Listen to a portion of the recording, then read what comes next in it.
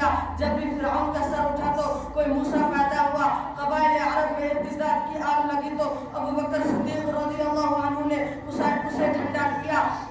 شیعیت کی وبا پھیلی تو مولانا عبد الشکور لکھنوی رحمۃ اللہ علیہ نے اس کا خاتمہ کیا.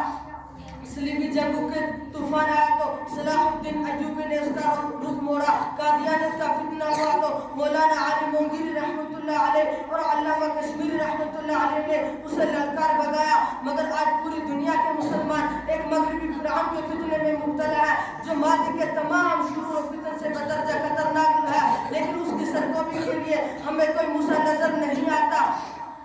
آج پوری ملت اسلامیہ ایک ردے سے دوچار ہے، مگر افسوس کہ ہم میں کوئی ابو بکر صدیق رضی اللہ عنہ نہیں. خدا تجھے کسی طوفان سے آشنا کر دے، خدا تجھے کسی طوفان سے آشنا کر دے کہ تیرے بحر کی موجوں میں اضطراب نہیں.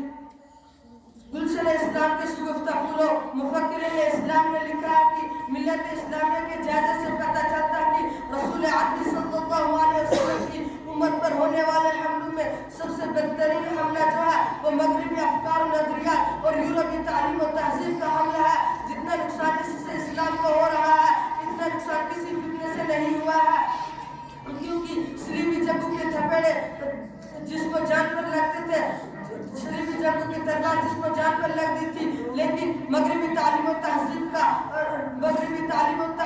کا روح و ایمان پر حملہ ہے جس کا کوئی علاج نہیں. یہ مغربی تعلیم و تہذیب کا دلدادہ ماتن مرتد ہماری مجلس و مسجد میں رہتا ہے جس کی کوئی علامت نہیں. یہ مغربی تعلیم و تہذیب ایک طوفان نہیں برق بیاباں ہے جو گلشن اسلام پر وہ آتش فشاں بن کر ٹوٹنا چاہتی ہے. یہ مغربی کالجوں اور یونیورسٹیاں تعلیمی مراکز نہیں، اسلامی شکن توپخانے ہیں. انہوں نے اپنی سلطنت و حکومت اور تخت و تاج کی حفاظت کے لیے وہی طریقہ اختیار کیا ہے جو فرعون نے کیا تھا. فرق صرف اتنا ہے کہ فرعون نے اپنے اقتدار کی حفاظت کے لیے بنی اسرائیل کے بچوں کو تلوار و خنجر سے قتل کیا تھا، اور اقلام مغربی نے پوری نسل اسلامی کو جسمانی طور پر ہلاک کرنے کے لیے اس پر شدہ اور بدنام فرعونی طریقے کو چھوڑ کر اصلی علوم و فنون اور جدت پسندی کے نام پر ایک نیا طریقہ ایجاد کیا ہے. اس کے لیے جا مراکز قائم کر کر تعلیم گاہوں اور یونیورسٹیوں کے نام سے موسوم کیا ہے.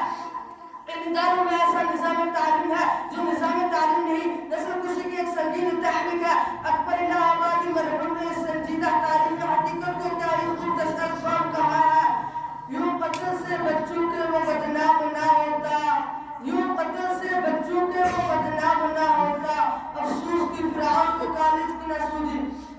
دوستو آپ کالج میں پڑھتے ہو، میں اس سے منع نہیں کرتا، خوب پڑھے اور ارتقاء عروج کی بلندی پر پہنچے. ملت کو آپ کی ضرورت ہے، آپ ہی قوم کی تدبیر ہے، آپ ہی کی تدبیر سے ہندوستان کے مسلمانوں کا مستقبل سن سکتا ہے.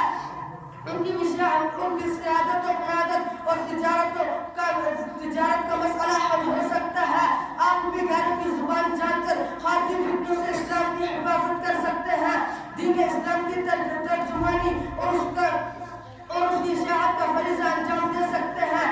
بعض میں بہت سے عصری علوم کے حاملین نے شریعت اسلام کی جو تبلیغ کا عظیم کارنامہ انجام دیا ہے اس کے عقائد و افکار اور ترجمانی کر سکتے ہیں جو اس کا حصہ ہے.